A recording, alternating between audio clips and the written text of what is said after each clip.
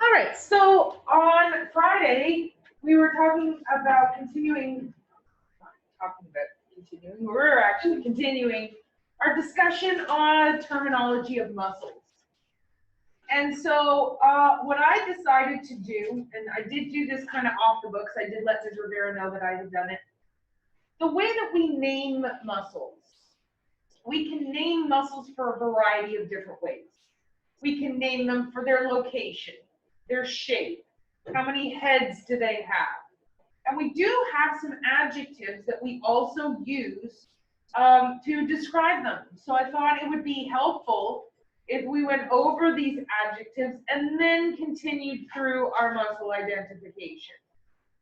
This is located in a book, not in a book, in a box. I think it's like page 192. I don't know, I'm making that up. I have no idea. What? 109. Wow, I wasn't, I got the 1 right. And I knew there was a 9 in there somewhere. So thank you. So it's page 109. It's a little textbook, text box. And these are all of our adjectives. So I thought we'd just go through these, make naming our muscles much easier. So this was the first adjective we went over. We say this azygous. Azygous is how we say that. It means not paired. So I have a picture up here of socks. What did I do today? I got flowers and I got gray. At least they're the same length. No. They look the same length. Hold them up.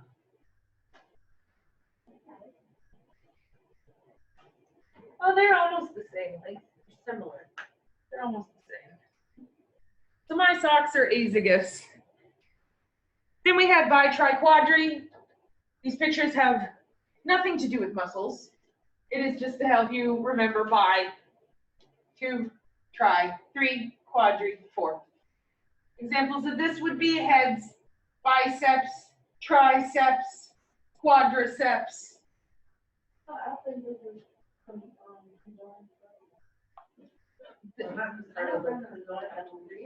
Yeah, it's a 2-headed turtle.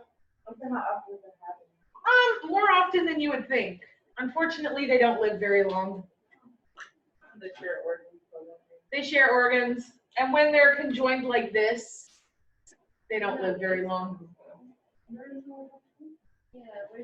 That would be why they don't live very long. They have no way to get rid of their waste. So there's our biceps, triceps, quadriceps.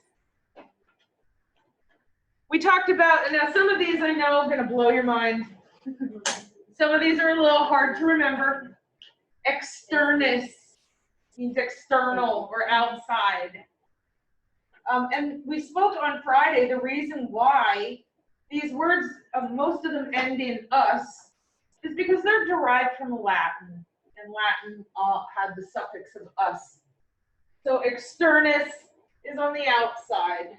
So here we have an example, obturator externus. This is now at the obturator foramen here at the pelvis, and it's joining to the outside. So that's why the obturator, that particular muscle, is named like that. Gracilis means slender, graceful. Here I have a gracilis muscle in the leg. And I remember that gracilis sounds like graceful, ballerina, slender. Latissimus means wide.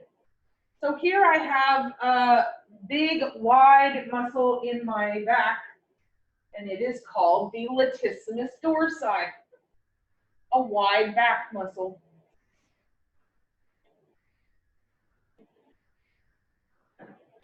Longissimus is another one, blow your mind. Longissimus means long. No, I did not make that up. Here we have a longissimus muscle that goes from the occipital all the way down nearly to the pelvis. Medius means middle or intermediate. Excuse me, I had a hair on my lip. I know, it's driving me crazy. I hate it when that happens. All right, so medius means middle. Here's an example. Gluteus maximus, gluteus minimus, gluteus medius, which is just the middle. Orbicularis, this is a fancy word for surround. So here I have a muscle that is surrounding my eye. This muscle is known as the orbicularis oculi. Oculus, you ever watched that horror movie? Yeah. Oh my goodness, terrifying. It's one of my worst fears is that I'm going to look into a mirror and my reflection start doing things that I'm not doing. Well, there's another one that's like, it's called Big Mirrors, and they do the same thing, and then they like kill you. Yeah, hard no. That always freaks me out. They use their So- mirrors That always freaks me out. Oculus, I use their rather than. Yeah. I know, and then you're wondering, am I actually just the reflection? Maybe they're the real person. I remember when I was little, my mom told me that somebody was playing with us like we're their Barbies, and that freaked me out. Yeah, I'm more and more convinced now that we're just living in like a simulation. Yeah, we're all part of a simulation. But I don't know what my reflection does. I don't know what she's doing right now. She could be out doing some stuff. Anyway, oculus. We have another one around our lips, the orbicularis labii. So orbicularis is just a round muscle, surrounding muscle. Quadratus, this is going back to some of your math. Oh no, I said the dreaded M word. Your math concepts. Quadratus just means square. So here I have a square muscle in my lower back. So this muscle is named quadratus lumborum, square muscle in the lumbar area of my spine.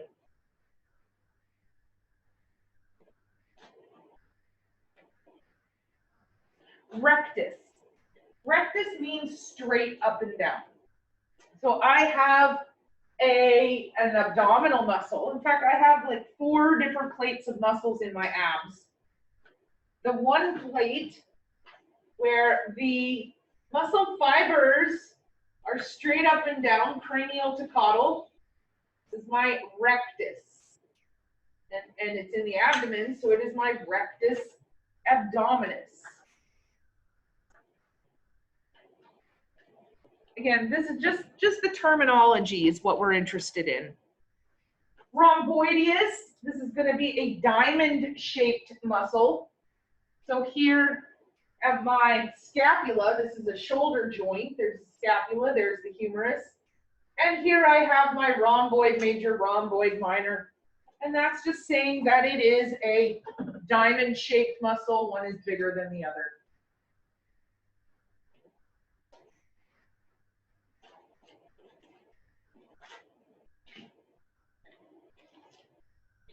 Scalenus.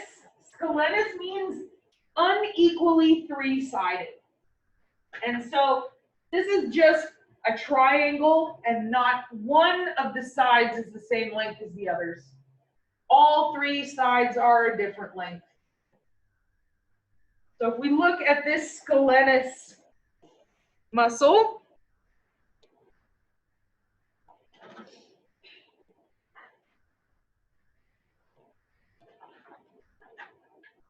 so here I have 1, 2, 3. Actually, that was a terrible color.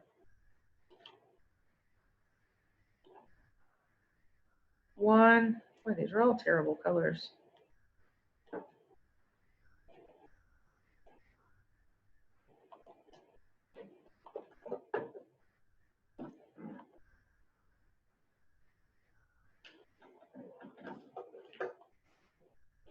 One, 2, 3. So all three of the sides are different lengths. Serratus. I remember this one because it sounds like a serrated knife. Like when you're cutting steak, you have the sawtooth on the knife. This is serratus. So here I have serratus muscle. This is on my ribs. You can see here that we have the sawtooth, like a serrated knife.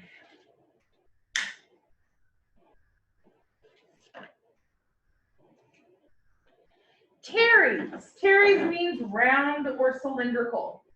You have a teres muscle that you can feel. This muscle is in your armpit. If you put your thumb right here in your pit and you reach around here towards your scapula, it's a big round muscle right there. That's your teres muscle. So it's just round or cylindrical. It feels like kind of like a soup can. This is the one you're feeling.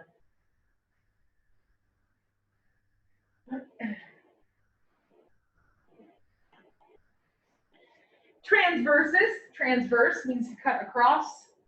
This is it specifically in reference to another one of my abdominal muscles. So I have my rectus abdominis, and then I have one that goes from right to left or left to right, and that's my transversus abdominis. Then I have two more that are slightly askew, and these are known as the obliques. Those are the ones that give you the nice cut down that nice lower abdomen cut. J.J. Watt. This nice little lower abdominal cut. So you have rectus, transversus, and then oblique. Oblique this way and oblique this way. Vastus means great. If something is vast, it means pretty significant. The Grand Canyon is vast. So the vastus is great. Here I have a knee joint. I have my vastus medialis obliquus. Vastus meaning great. Medialis, yeah, towards the medial, towards the midline. Obliquus, slightly askew. Not straight up and down, not straight across, a little bit right in between.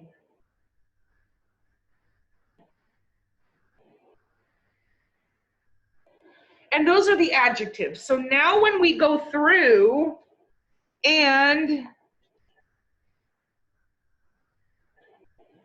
yeah, so exactly like a scalene triangle.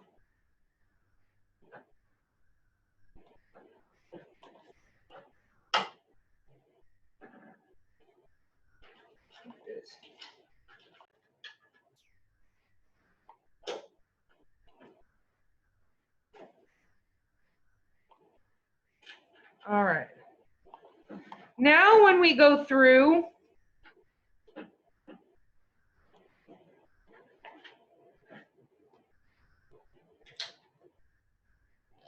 and start looking at some specific muscles, now we have a little bit of a head start. So again, I'm going to leave it on this presentation mode so that you guys can get, if there are any blanks that we got to fill in. So the first one here, these facial muscles. The first one was our orbicularis, meaning surrounding oculi, the eye. This is going to be responsible for your facial movements. We also have the masseter muscles. Masseter muscles are going to be the muscles here in your jaw that let you chew. So those are two major facial muscles. Now, again, we're not even scratching the surface naming all these muscles. We're just getting used to deciphering why are the muscles named what they are named.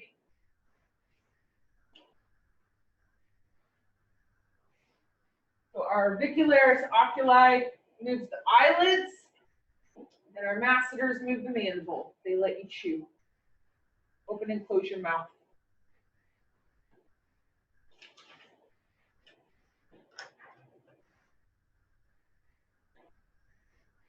some muscles of the neck, back, and thorax. We have our serratus group. These are important muscles for respiration. These are the muscles that are responsible for expanding and contracting your chest cavity. We have internal and external muscles. The internal muscles help with expiration, and the external muscles help with inspiration. These are also the muscle group that you're eating when you eat ribs, as well as the intercostal muscles. We have our pecs. This is going to be right in here. It's going to form the chest. And it is going to adduct the front leg. Show me the motion, adduct. Yeah, just look at the D. It is towards the midline because we're looking at it in relation to the A. So adduct towards the midline. Abduct away. So if I want to do a pec exercise, it's going to be, you know, that weird chair. I've actually literally never been to a gym, by the way. I'm very proud of that fact. I've never been to a gym and I've never had a Starbucks. Oh, Like ever? Nope.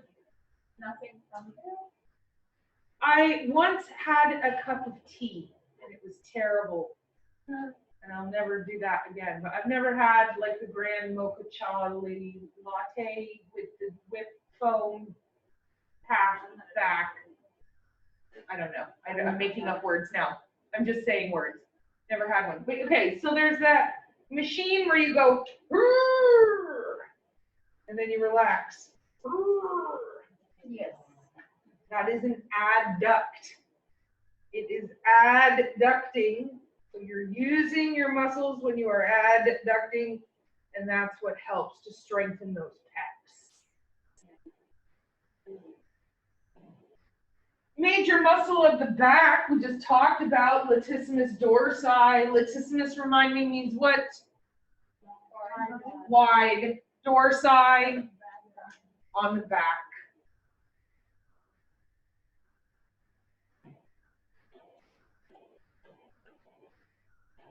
My muscles of the thorax. These are going to be, right, thorax is going to be your upper, your chest area. So you have your epaxial group. Now this is a group that is responsible for producing movement in the trunk. This is also a really important group of muscles when you guys start doing intramuscular injections. When we start doing deep muscle injections, one group of muscles that we're going to use is this epaxial, kind of a little bit higher up, and then we're also going to use the lumbar. So we have, let's just go over some of these words. Iliocostalis. Tell me where your ilio is. Is it an I or an E? It is an I.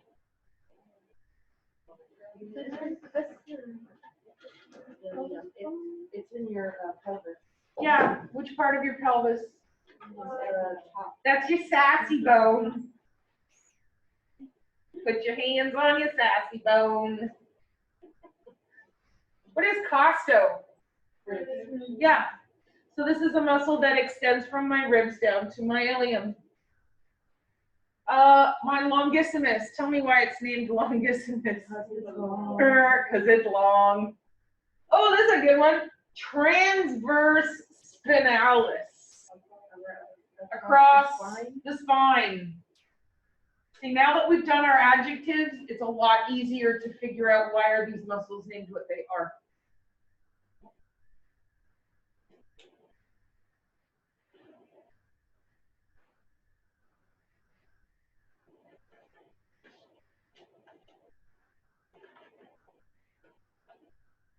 Give you guys a minute, you're all furiously writing. I need to remember to take that one. Do what? Zoom it in. Yes, the letters are really small. Which letters are you having trouble seeing?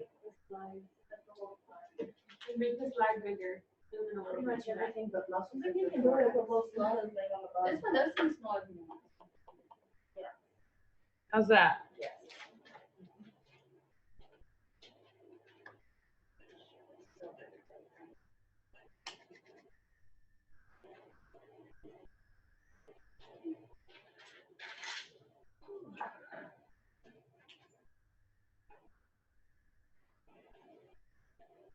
All right.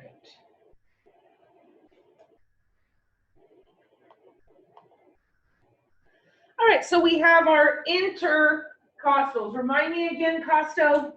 Ribs. These are the muscles found in between your ribs. We have internal and external intercostal muscles. Remember, the majority of our muscles, if you have a muscle that does an action, you generally need a muscle that does an opposite action. Because the only thing muscles do is contract.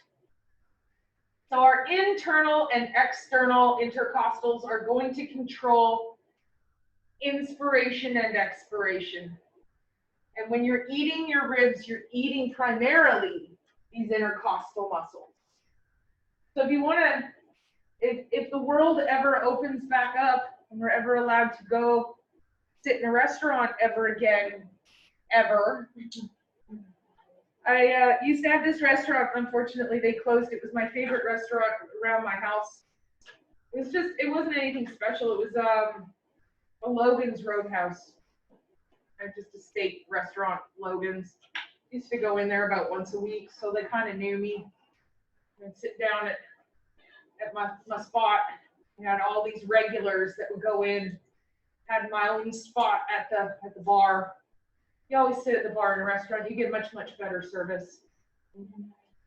And so I'd go in and I'd be like, hey, I think I would love to have a plate of voluntary skeletal, internal, external, intercostal muscles, please.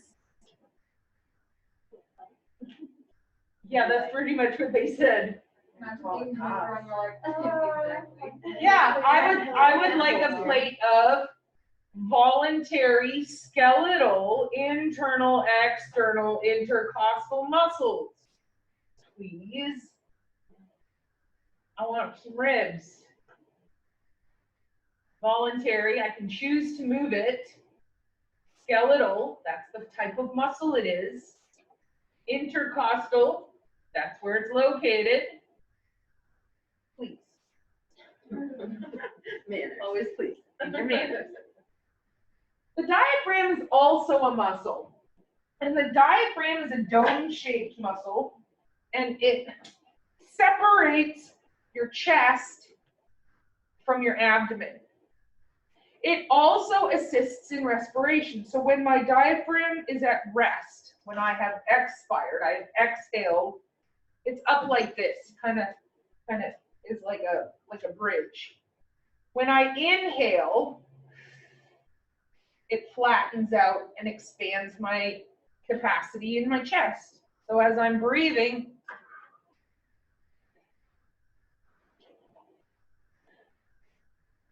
that's how my diaphragm is moving. So it's helping to expand my chest, but it's also separating my chest and abdominal cavities. Why do we need this separation? Your intestines are cheeky monkeys and they are very curious.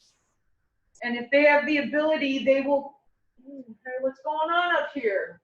And they'll kind of writhe and wriggle their way up into the chest cavity. And that's not a good thing because we don't have any space for them up there. So they don't want that. So our diaphragm helps to wall it off. Muscles of the forelimb, we've got our biceps and our triceps. Our biceps is going to flex. Show me a flexion. There you go. Flex. Triceps is going to do what? Extend. Flex, biceps, extend, triceps. So this is biceps brachii, flexes the forelimb and is found on the cranial surface. triceps brachii, extends the forelimb, and is found on the caudal surface.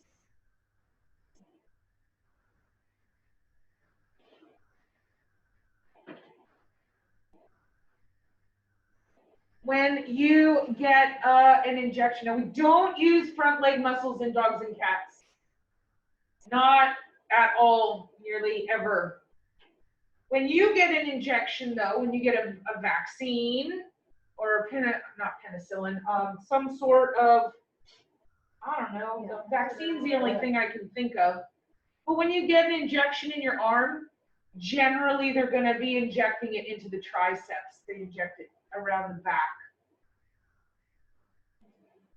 The reason why they inject it into your triceps is because my normal body position is in relaxed extension. If I start giving injections into my biceps, it's gonna affect my ability to flex and move my arm.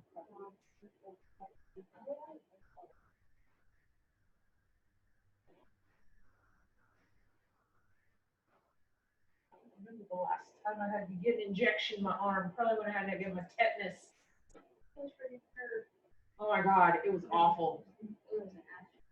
It was- I'd take one in my arm any day over the butt.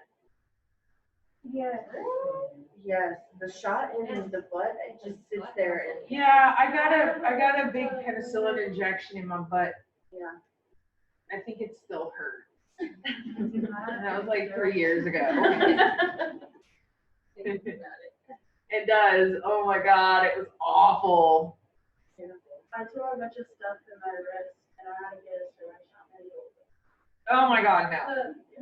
No, no, no, hard no. Probably the most painful thing Yeah, I've had to have several lumbar punctures where they do a big needle and they jam it into your spine and then they drain out your spinal fluid.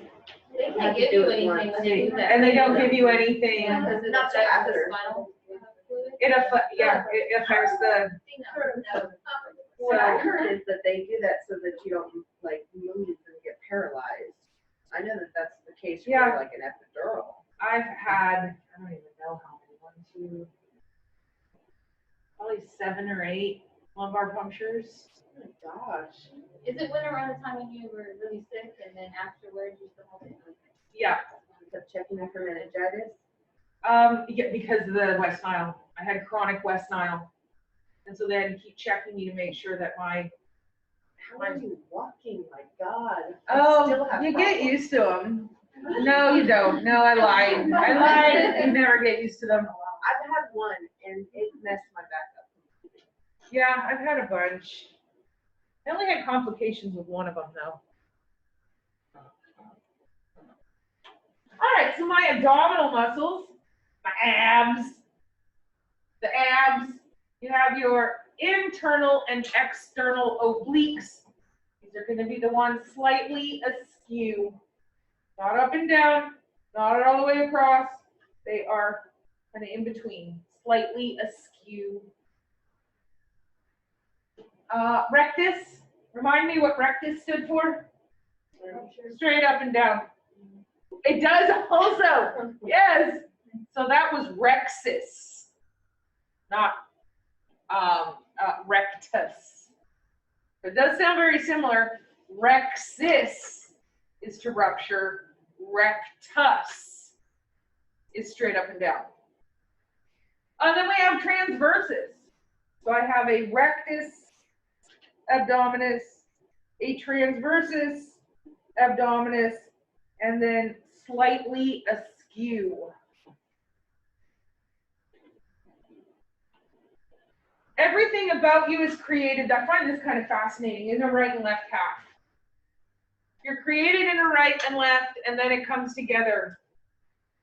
So we have, it's not even an imaginary line, it's a very real line that goes all the way down.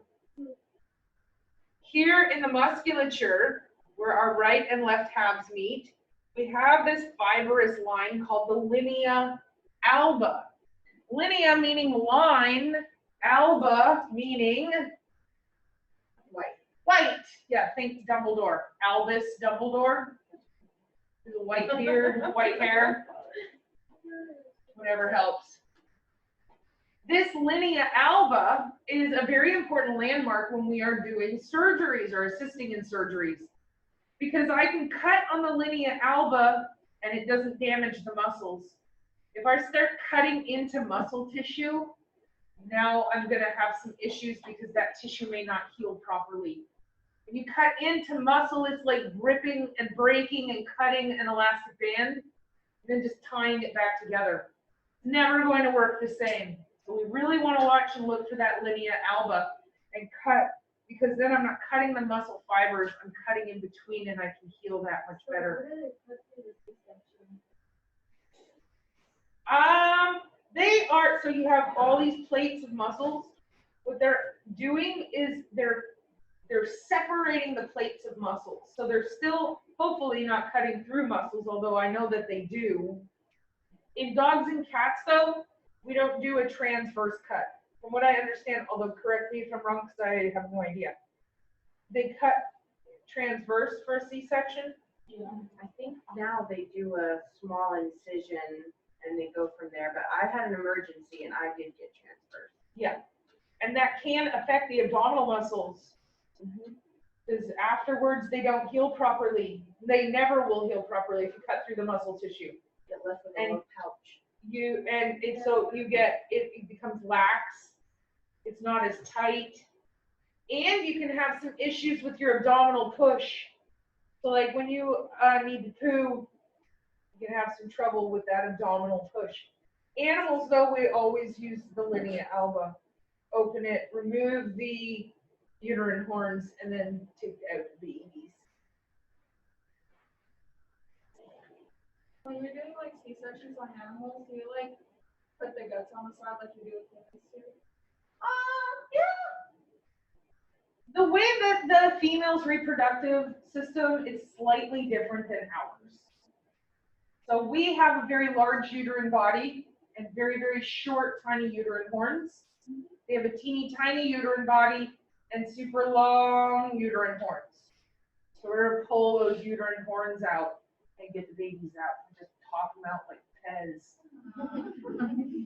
Just pop them out like Pez. Oh, thanks, Daisha.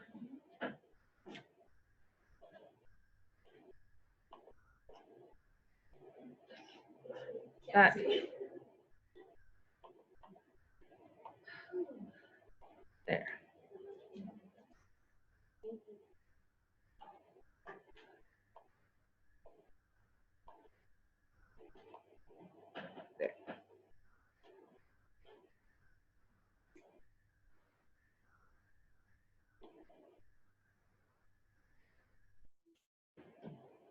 All right, some muscles of the hind limb.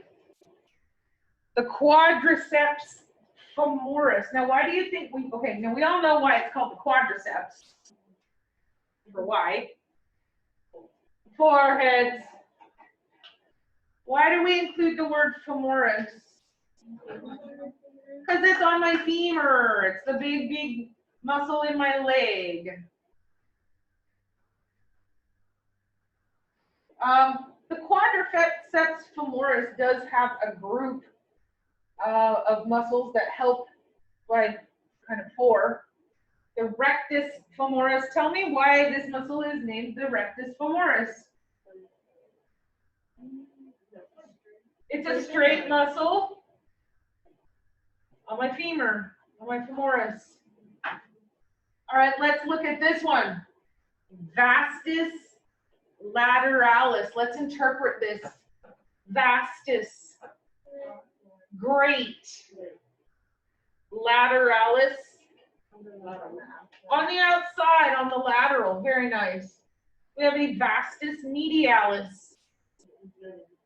There's going to be a great muscle on the inside, towards my midline. My vastus intermedius. In the middle. Good job.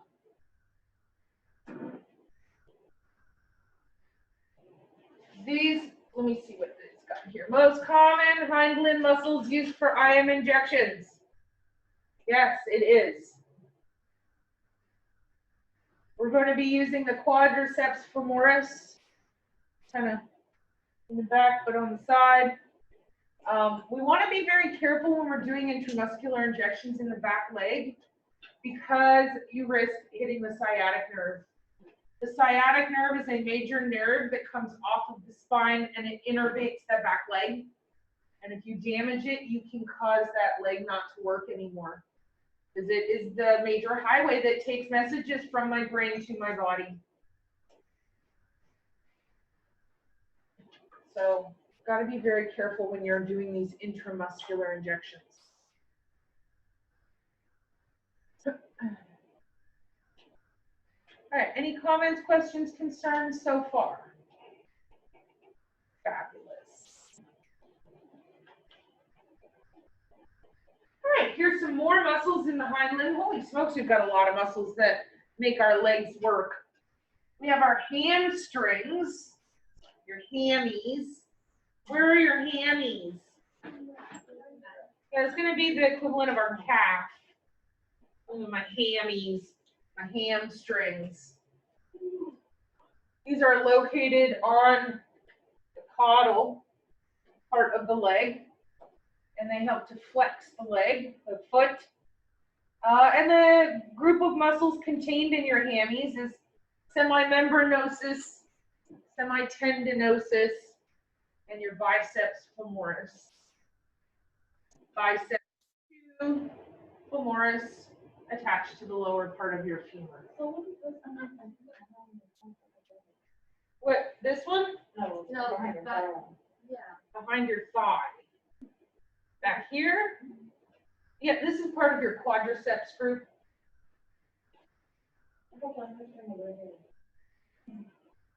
Okay, your hammies are the equivalent of, you know what, they are up above the knee, but they move the part below the knee. That's what I'm thinking of. Yeah, so they attach down here and help to move the lower leg. That's what I'm thinking of. Yeah, thanks for clarifying that, Deja. I was thinking of the movement of the leg, not the location.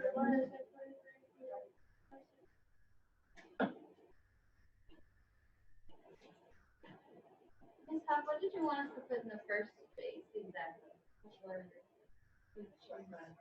Flex. Flex, okay. They flex the leg. And they are located on the caudal surface of the leg.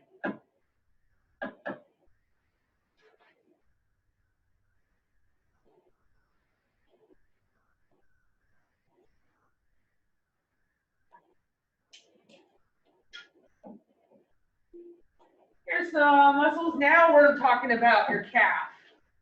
The calf muscle is known as the gastrocnemius. That's what we say, how we say that, the gastrocnemius. It's going to flex the foot. So to flex the foot is going to be this action right here. What? So gastro does mean stomach.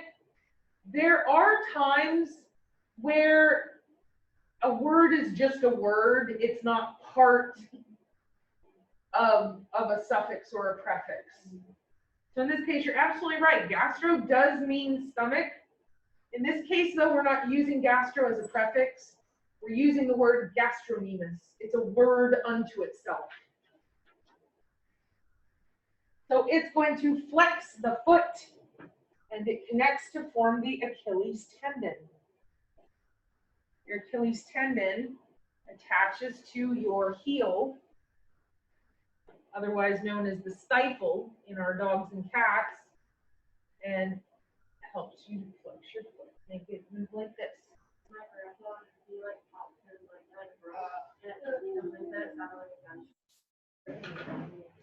Don't even want to know. Don't even want to know. Oh my god. What? When you're on a scooter and you like whip the scooter around, it hits you with the ankle. Nope, so hard no. And then you have your gluteals, which are located over your pelvis, and they move your hip. So just like in our top Our shoulder muscles move our upper arm. Our upper arm muscles move our lower arm. Lower arm muscles move our hands. My butt muscles move my upper leg. My upper leg muscles move my lower leg, and my lower leg muscles move my foot. Every object that's moving is being moved by the group of muscles above it.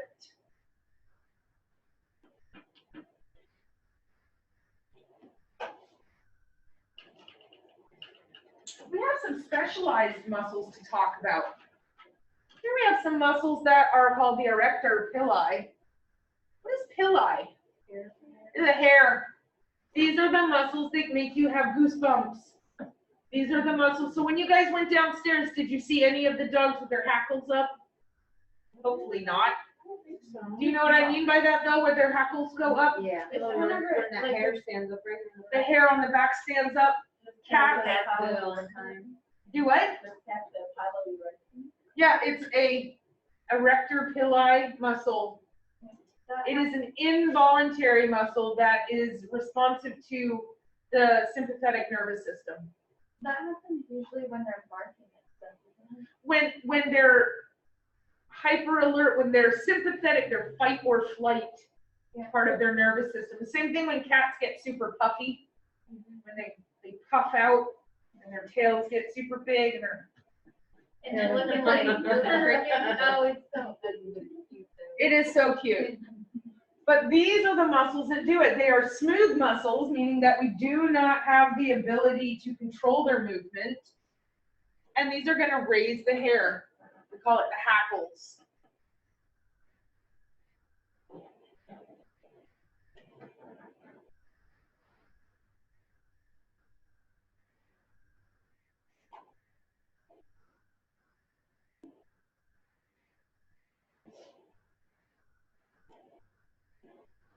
We have the cutaneous trunci. Now, we don't have these. Humans don't have cats, maybe to a very, very small degree.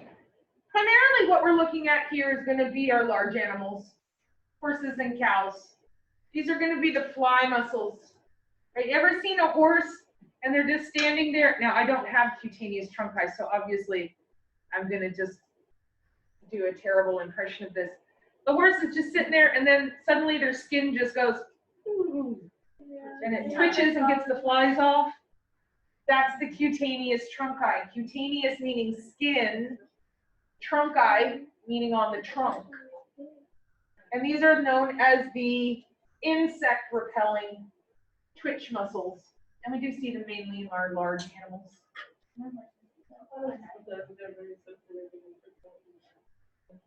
Yeah, so it is sensitive, but it's usually in response to the flies. Well, no, I mean, if a fly lands on them, they don't have a hand to swipe it away. It's not like when the fly lands on my face and I swipe it away. Horses can't do that. And But they can't always read. and they can't always reach. Like for the head, they can reach their hip. Their tail only comes about halfway. So we see these muscles very commonly being in the shoulder and the upper chest area because they have no way to reach it.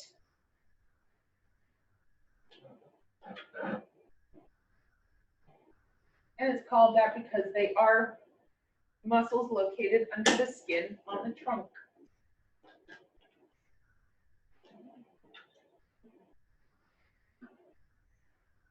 And then finally, we have the cremaster muscle. This cremaster muscle is going to be part of male anatomy. Females do not have a cremaster muscle. What the cremaster muscle does is it helps to raise and lower the testicles, keeping the ambient temperature steady. If it's super, super hot, the cremaster is going to loosen, and that lowers the testicles away from the body. If it is super, super cold, it's going to contract and raise the testicles back up towards the body, keeping them nice and static in their temperature.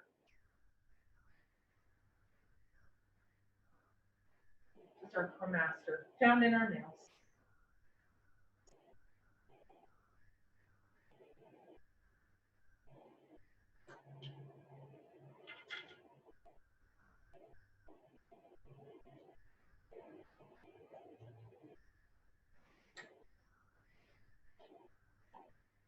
And I think that's the end of our muscles.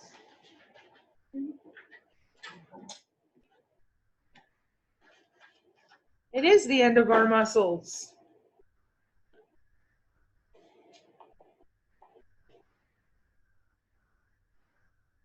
All right, so Ms. Rivera will be announcing when the muscles test is going to be. I don't have that information for you yet. Miss Hav, Yeah. the quiz that's on Moodle right now for I guess like the skin, the integumentary muscle or Nice. whatnot, is that due still today?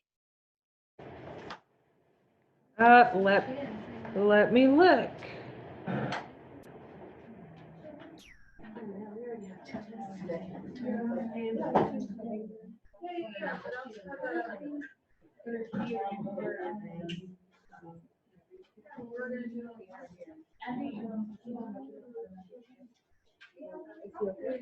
All right, it says here the review at the beginning of this chapter is a pop quiz. You need to do it, turn in paper. Don't know what that means. Oh, she must have meant to hand you something. Sounds like Oh, unless it's a paper. Yeah, no, like on the thing, it does say that there's a quiz that is due at 10:45 a.m. Time limit 6 minutes for the integumentary muscle. Oh, okay. So yeah, so there's a little 10-minute quiz on the Moodle. So we will go ahead and I will give you, I don't know if I don't have any idea if she's expecting us. I'm assuming. Yeah, It says what? it says quiz now. Oh, okay. Go ahead. You can do it on your phone. I guess so. It doesn't say that we can't do it on. So you guys in TV land,